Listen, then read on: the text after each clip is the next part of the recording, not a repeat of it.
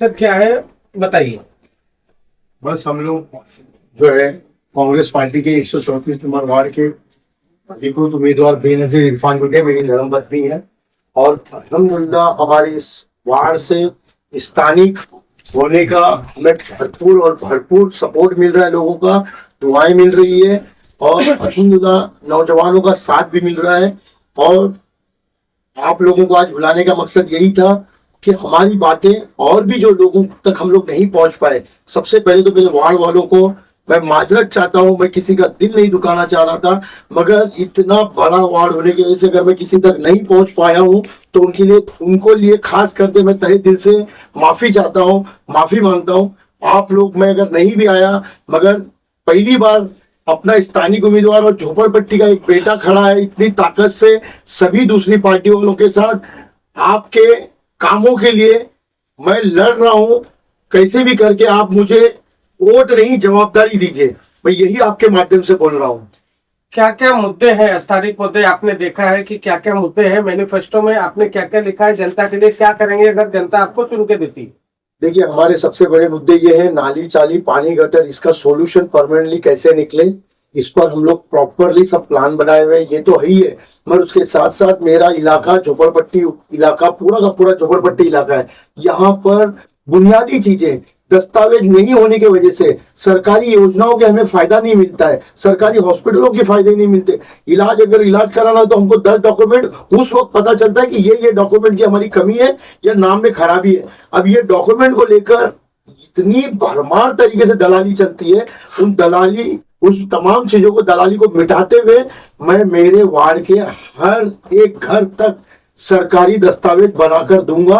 उसके साथ साथ मैं हॉस्पिटल के लिए मेरी पर्सनल हॉस्पिटल हेल्थ टीम रहेगी, क्योंकि आप देखते होंगे कोई भी अगर सरकारी हॉस्पिटल में इंसान जाता है तो फॉर्म भरने से लेके ये विंडो, वो खिड़की, वो पेपर, इसी में कितने घंटे चले जाते हैं। उसके लिए मेरे वार्ड के लिए एक स्पेशल टीम रहेगी जो वहां पर मेरे वार्ड के लोगों को पूरा का पूरा मदद करके उनको प्रॉपर डॉक्टर के पास लेकर के इलाज करवाने के लिए पूरी मदद करेगी। इन तमाम चीजों से हम बचाएंगे। उसके साथ साथ मैं मेरी मरूम वालदा के नाम पे 20 बेड का डिलीवरी हॉस्पिटल बनाऊंगा। जिस ऑफिस में आप प्रेस कॉन्फ्रेंस कर रहे हैं, यहां से लेके 8-10 गाले मिला के हम 20 बेड का हॉस्पिटल बनाएंगे, वो भी 6 महीने में कंप्लीट करेंगे। उसके साथ साथ मेरे पिछले किए हुए काम, मेरा ये जो कॉन्फिडेंस है ये ऐसे नहीं है। मैं कई साल से, आप भी पत्रकार बंधु सभी जानते हैं, मैं कई साल से सोशली काम और बखूबी ईमानदारी से कर रहा हूं। 2100 राशन कार्ड मैंने बनाया, 800 पानी के कनेक्शन बीएमसी के रेट में किए। अगर 2100 राशन कार्ड बना है तो वो भी सरकारी ऑफिस से बना है, और वाटर कनेक्शन भी किया तो वो भी सरकारी ऑफिस से। तो तीसरी समाज में हमारे यहाँ पे झोपड़पट्टी में दलाली चलती है फोटो पास की। तो बताइए, जहां से 2100 राशन कार्ड जिस सरकारी ऑफिस से लिए, 800 पानी के कनेक्शन जहां से लिए, वहीं से ही तो फोटो पास भी तो सरकारी ऑफिस में बनता है। तो मैं इसके लिए आप लोगों के बीच यही बोलूंगा, मैं जीतते ही हर घर का फोटो पास बीएमसी के रेट में करके दूंगा। सर, कहीं ना कहीं फोटो पास बनाने के लिए 3.5 लाख रुपए बीएमसी में दलालों द्वारा दिए जाते हैं। सर, तो आप क्या कितने तक ये काम कर देंगे आपको? देखिए, जैसे कि आपको मैं एक चीज और बताता हूँ, पिछली मर्तबा हम लोग 15-20 दिन पहले वाटर कनेक्शन 7,500 में दे रहे थे। ये 20 दिन में आपको पता है कि कितना रेट बढ़ गया। अभी जो है 10,500 रुपया लिया जा रहा है, 3,000 रुपया गवर्नमेंट ने बढ़ाया।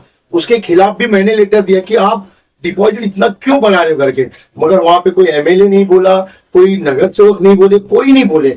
मगर ये झोपड़पट्टी का लड़का आवाज उठाया, क्योंकि 7,500 से डायरेक्टली 10,500 किए। उसी तरीके से मैं आपको बता रहा हूं, मुंबई महानगर पालिका का जो भी उनका ऑफिशियल इंचार्ज रहेगा, सिर्फ जितना बीएमसी की रसीद रहेगी, पावती रहेगी, जो भी आपका रेट बीएमसी का रहेगा, मुंबई महानगर पालिका के पावती पे जितना रेट लिखकर आएगा, सिर्फ उतना ही पैसा देना है।